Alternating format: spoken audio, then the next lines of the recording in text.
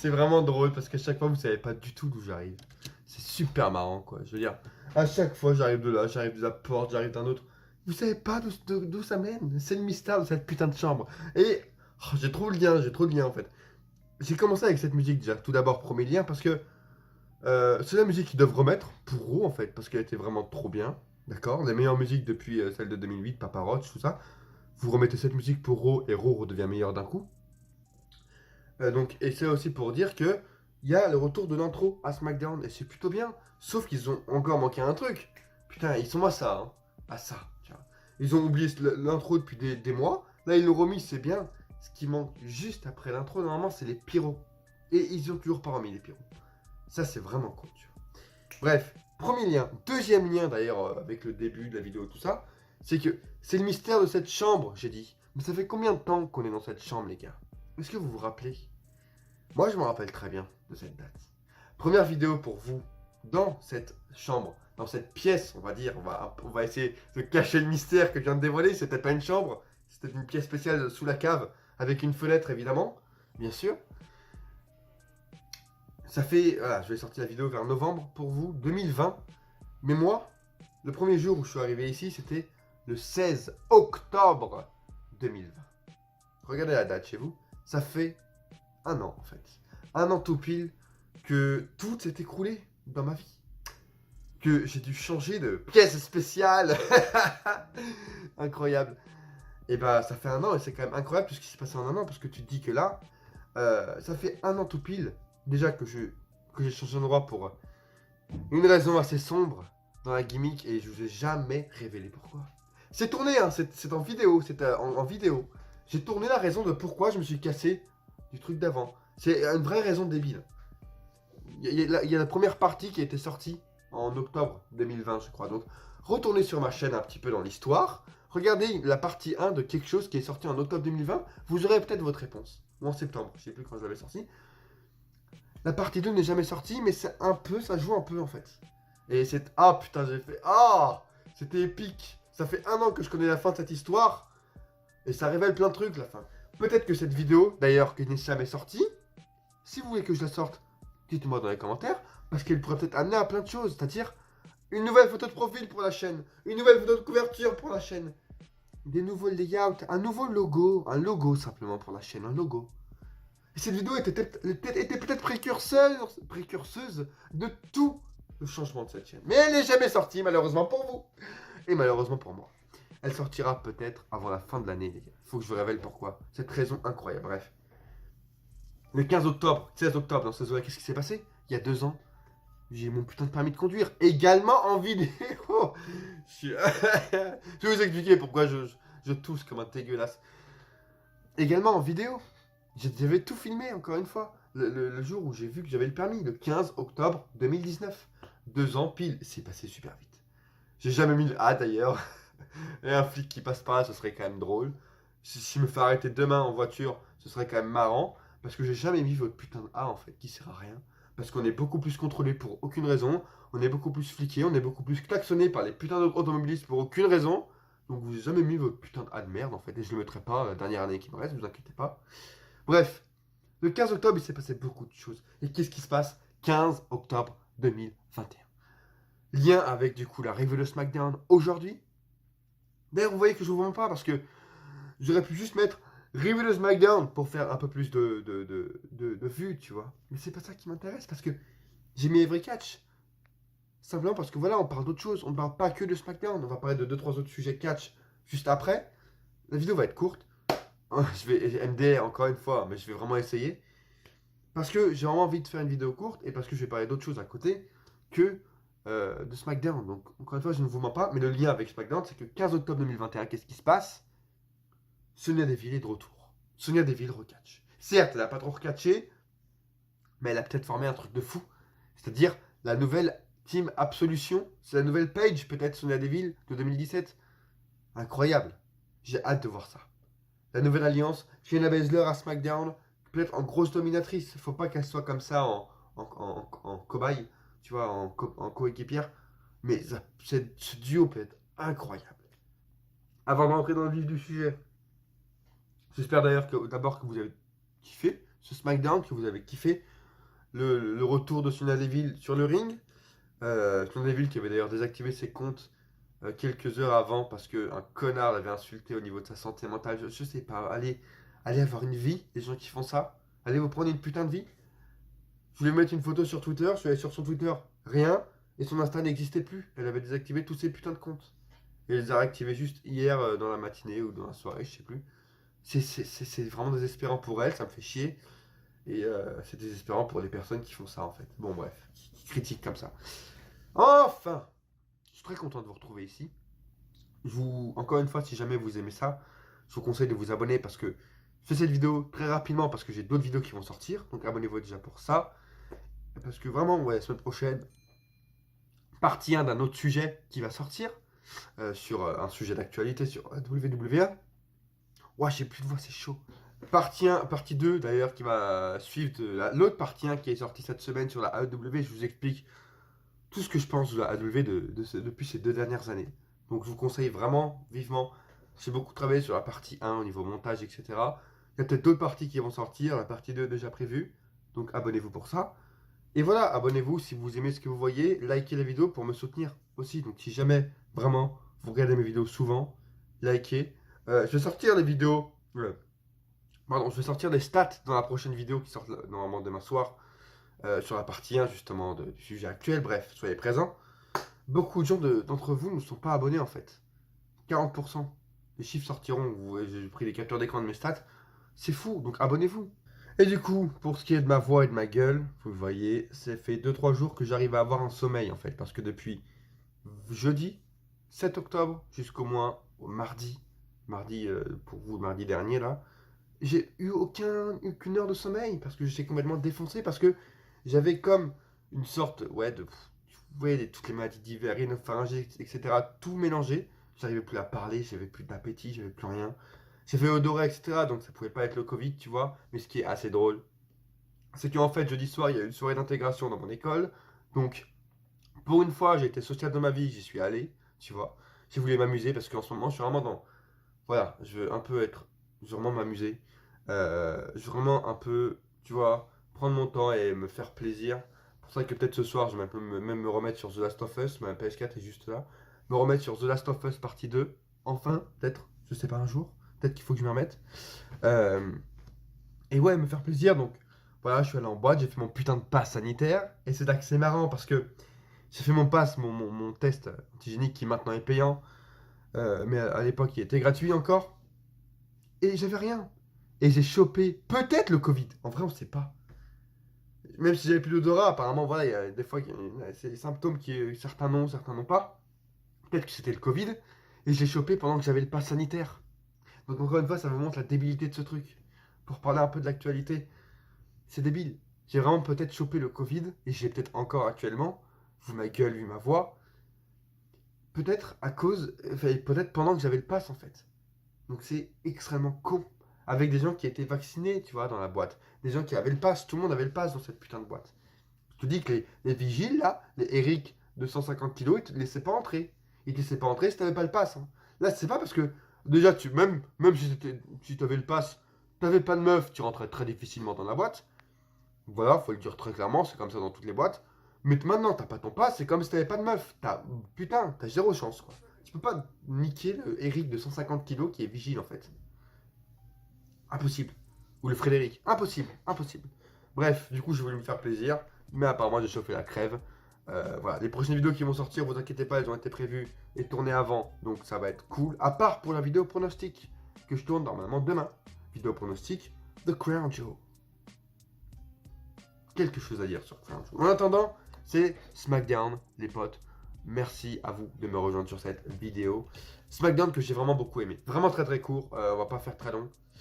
J'ai vraiment eu l'impression de retrouver SmackDown comme je l'ai aimé, genre en 2019, en 2018, ou même, ouais, en fait, la meilleure époque, 2016 et 2018. Hein, on ôte carrément l'année 2017 qui n'existait pas, d'accord. C'était très cool. C'était le SmackDown Super Size, tu vois, donc qui durait 2h30. C'est ça également. Le fait est que, enfin, c'est ça qui a fait qu'il était très bien, c'est que la WWE a vraiment tout mis, les petits plats dans les grands, ils ont mis tous les noms possibles, ils ont annoncé toutes les plus gros matchs possibles. Et ils ont, voilà, ils ont essayé pardon, de booker le meilleur truc possible parce qu'en face, il y avait AEW. C'est le truc qu'ils voulaient faire de rajouter 30 minutes pour être en face de la AEW pour Rampage. Rampage a niqué le truc avec un putain de pré-show où il y avait Minoru Suzuki, Daniel Bryan en fait. Donc pendant que tu voyais ton Uso Street Profit truc, la Street Fight, qui était pas mal en réalité, je vais pas vous le cacher, même si on savait très bien que ça n'apportait rien du tout, mais c'est des matchs comme ça qu'il nous faut de plus en plus en fait. Un peu Street Fight sans qu'on soit proche d'un Extreme Rules ou d'un Hell in a Cell, juste parce que la rivalité le mérite. Ça c'est bien, tu vois. Donc ok pour ça. Et donc tu vois, pendant que tu regardais ça, t'avais Bryan Danielson contre Minoru Suzuki en fait. En pré-show, avant le show principal, Rampage. Et c'était quoi? C'était du coup Rampage pour aller, tu vois, pour encore plus niquer la WWE qui était FS1, qui n'était pas sur Fox même, justement, qui faisait moins d'audience directe. C'est également pour ça qu'ils ont donné plus de cartes pour amener les gens quand même et pour faire face à la concurrence, à la WWE, face à qui ils étaient ce soir. Les mecs, la WWE a ramené CM Punk dans la première demi-heure de show pour faire face à Ils ont ramené CM Punk. Donc on verra ce soir au niveau des audiences. Après, honnêtement, je dirais plus du côté de SmackDown parce que c'était un très très bon SmackDown, sans déconner. Mais à AEW, CM Punk, Bryan Danielson, le fait que la WWE soit pas sur leur vraie chaîne, soit sur une chaîne FS1, comme s'ils étaient sur TF1, là ils sont sur TMC, tu vois, c'est un peu la même chose. Donc obligatoirement ils marchent moins. Ça va être hyper intéressant de voir ça. Et la démo évidemment 1849 qui maintenant est devenue, oh putain, le sujet de discussion principal quoi. Le petit Davey qui note également mes vidéos. Hein. Regardez dans la description des fois. Et sur Twitter et Insta, suivez-moi. Souvent je mets la petite note que Davey m'aurait mis pour la vidéo. Celle-là, un petit 3. 3 étoiles. Davey la note 2 étoiles et demie même je dirais. Pour lui, hein, 2 étoiles et demie. Regardez sur Twitter et Insta des fois dans la description. Je mets la note que Davey aurait donnée. C'est ma nouvelle gimmick aussi ça. Bref. Et du coup, vraiment, un SmackDown assez chargé, mais très bien construit, j'ai trouvé. Les 30 minutes sans pub à la fin, les 30 dernières minutes qui a été rajoutées sans pub. En fait, c'était un show qui était aussi long que Raw, en fait. Parce que sans la pub, ça faisait un show de 2h30. Raw, sans les pubs, quand tu regardes en replay le lendemain, ça dure 2h30. Donc en fait, c'était le temps de... Je veux bien, tu vois, des shows comme ça, mais exceptionnellement 2h30, pourquoi pas? Genre, dans un go-home show de WrestleMania, par exemple, ou du Rumble, je suis d'accord. Mais pas tout le temps. Évidemment que non, parce que c'est trop long.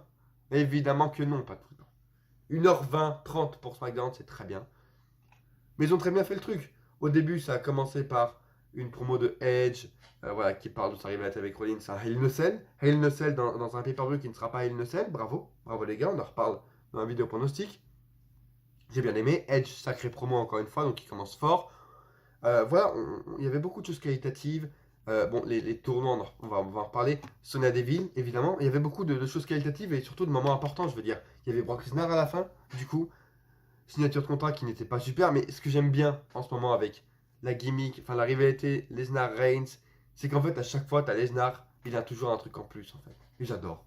Juste, j'adore le fait que tu vois, même si Reigns est supérieur, Lesnar, en fait, à chaque fois, il a toujours la phrase qui va tout niquer. J'adore. Il est là en mode. J'ai signé vite, une traite de con.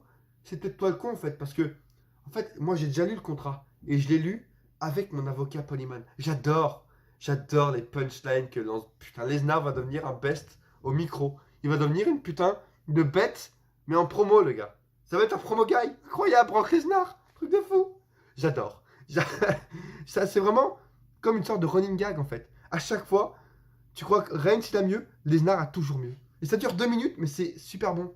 Donc, certes, ça n'a pas servi à grand chose le segment à la fin. Pour moi, le main event aurait dû être Becky Lynch, Sasha Banks. Mais c'est pas. Bon, bref. En vrai, voilà, c'est Lesnar, c'est Reigns, je comprends. Ça a duré 2 minutes, c'était trop court. Mais bon, ok. Il y a eu ça, tu vois. Cette punchline de Lesnar qui était sympathique. Du coup, ensuite, j'ai bien aimé ce SmackDown parce que vraiment, on sentait que chaque truc était important. Déjà, ça, la signature de contrat. Becky Lynch, Sasha Banks, premier affrontement entre les deux en 2 ans. Et on sentait vraiment que c'était un match important pour Becky. Ils l'ont un peu construit d'un match sur la structure en fait d'un match de pay-per-view parce qu'il n'y avait pas de pub. Encore une fois, sans les pubs, tout change.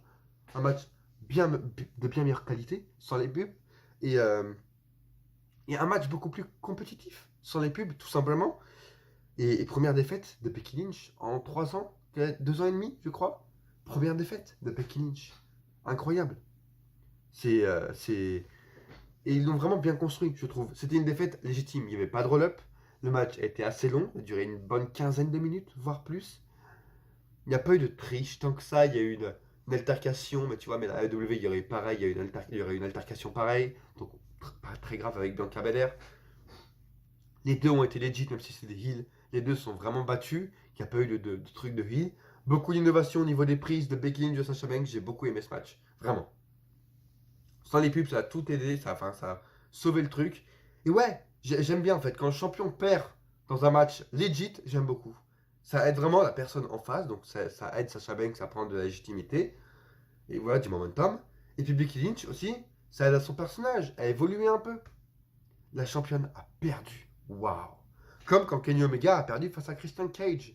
Premier épisode de Rampage. Le match a duré 25 minutes, il n'y avait pas de pub, je crois. Ça, quand c'est dans un événement spécial, j'aime beaucoup.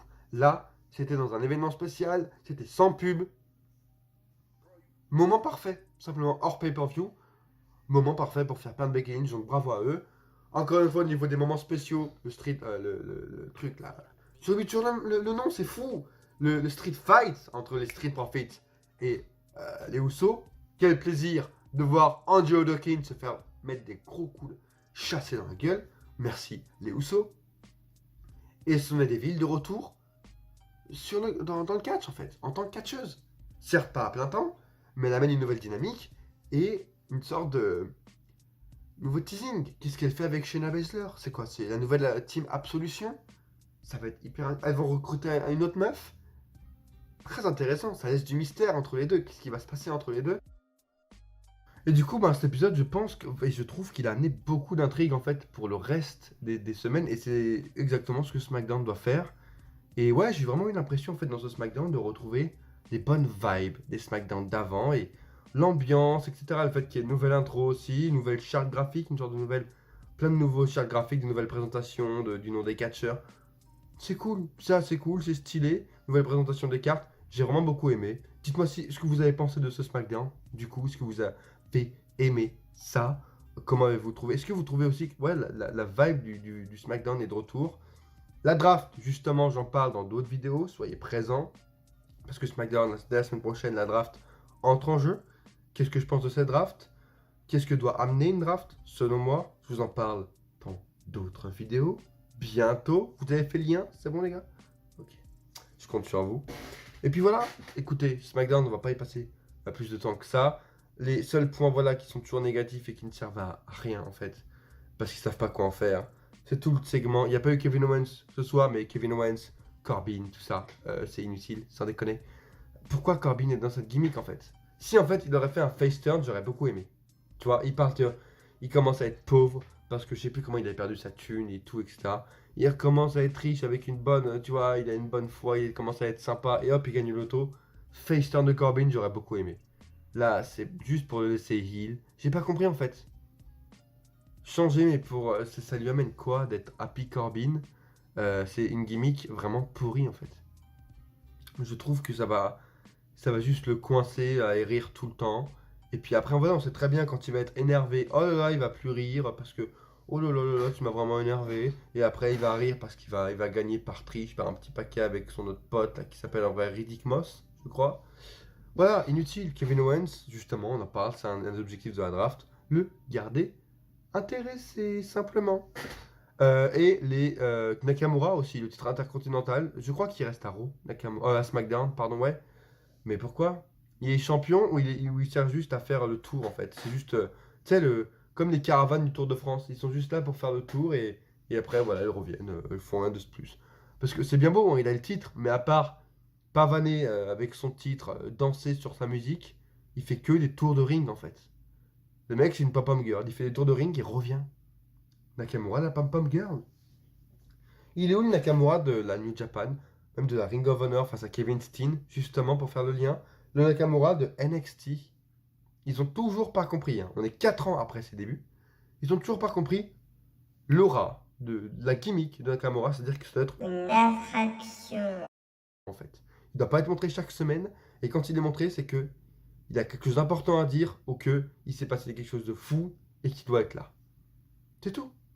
Là, il l'amène juste pour danser avec son titre, en fait, il est même pas évoqué. Il est même pas. Il serait pas champion, il ferait la même chose en fait. Ça ne lui apporte rien.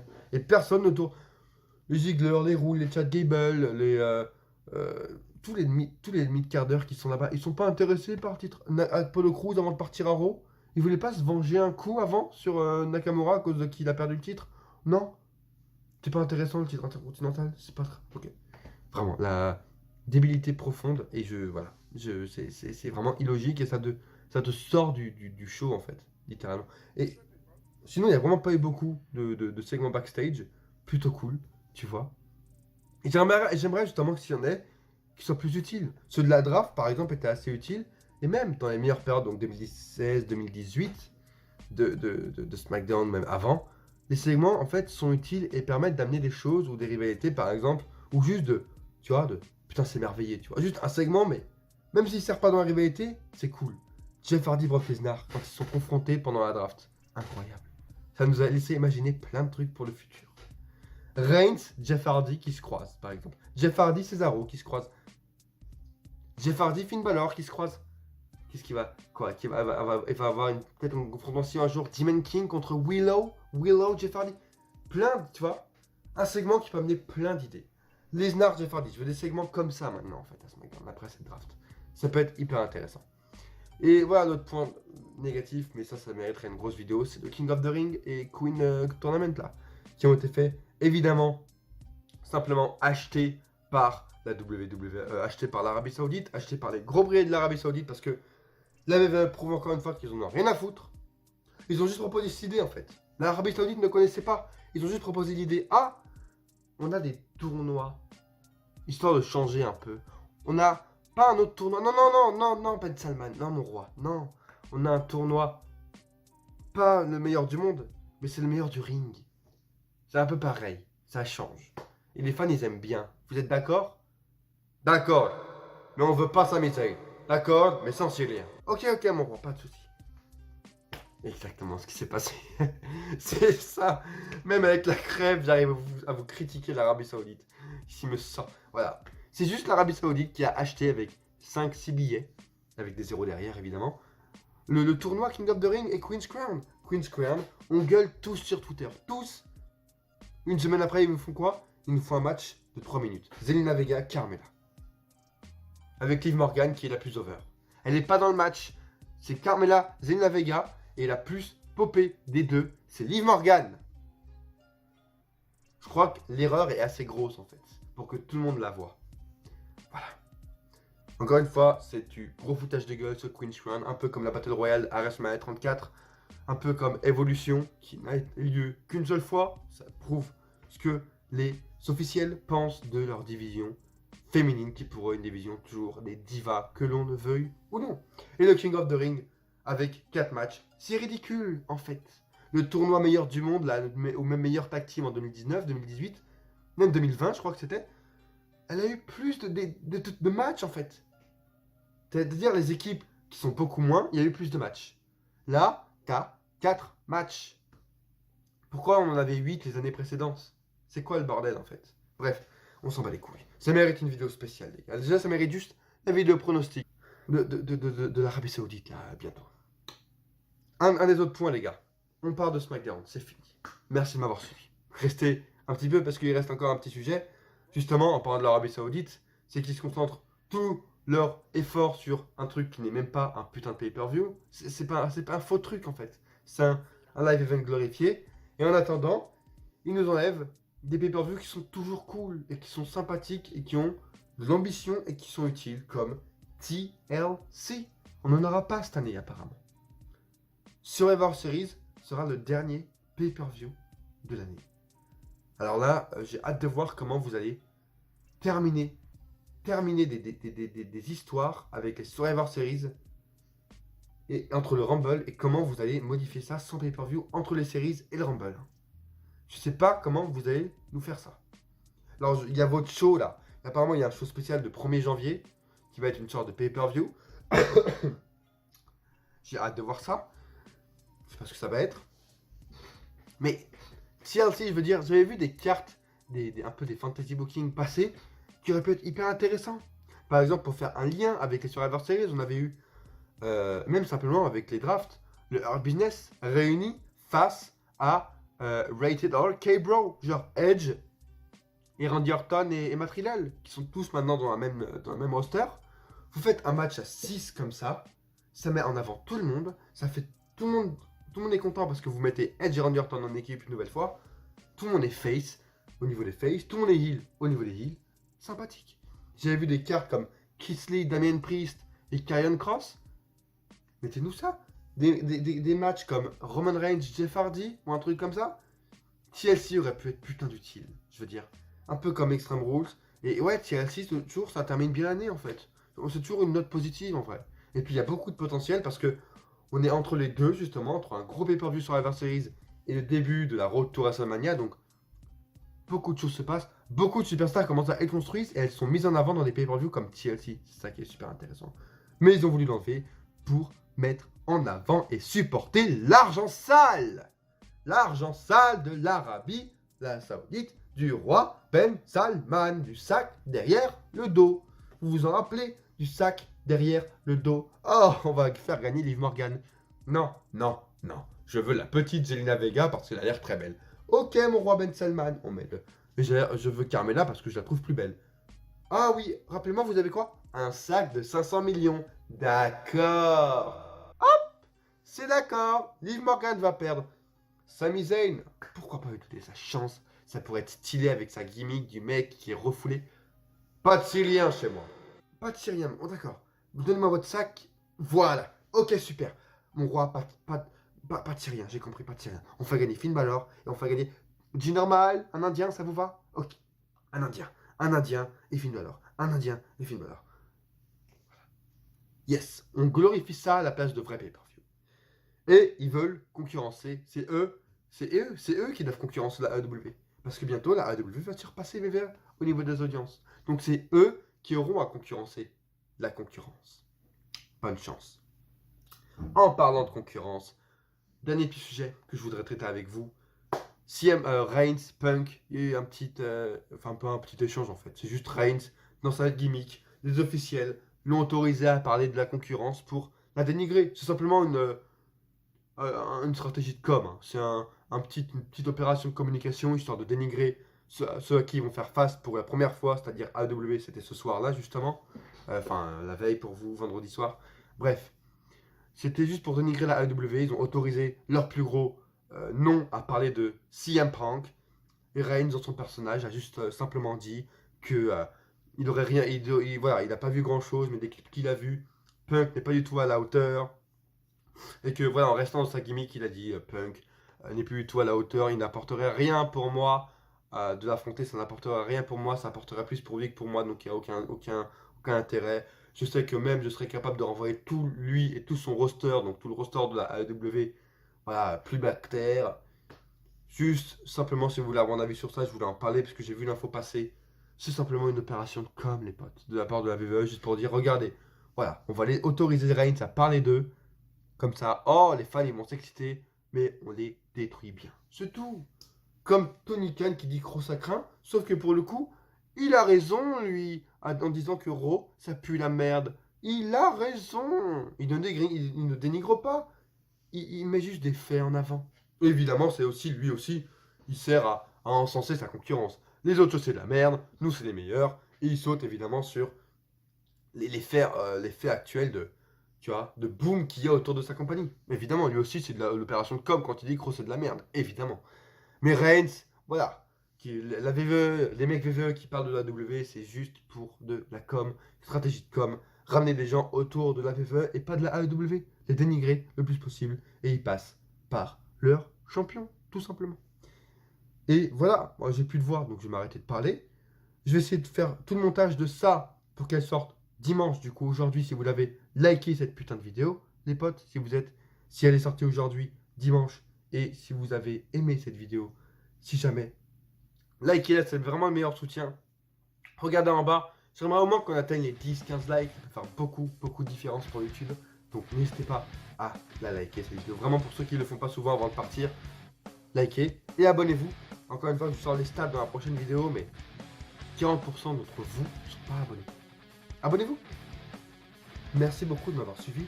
Et à coup sûr, on se retrouve dans une prochaine vidéo. Insta. Ou pas.